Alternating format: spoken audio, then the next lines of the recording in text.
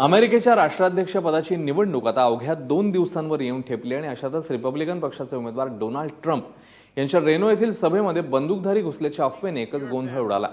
सुरक्षा रक्षकांनी लागलीच ट्रम्प यांना व्यासपीठावरून बाजूला नेलं। सिक्रेट सर्व्हिसच्या एजंट्सनी संशयिताला ताब्यात घेऊन त्याला चांगला चोप दिला।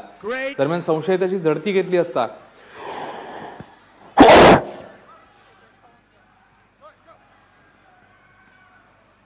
सभेमध्ये उपस्थितांपैकी एकाने बंदूक बघितल्याचा दावा केल्यानंतर हा गोंधळ उडाला। मात्र त्याच्याकडे कोणतेही शस्त्र सापडले नाही, कोणताही धोका नसल्याची खातरजमा केल्यानंतर डोनाल्ड ट्रम्प यांनी पुन्हा एकदा सभेला सुरुवात केली। 8 नोव्हेंबरला अमेरिकेत राष्ट्राध्यक्ष पदासाठी निवडणूक होती आणि 10 नोव्हेंबरला निकाल लागणार आहे।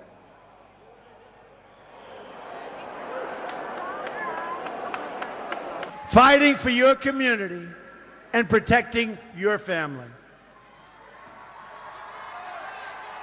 By the way, folks, while we're at it,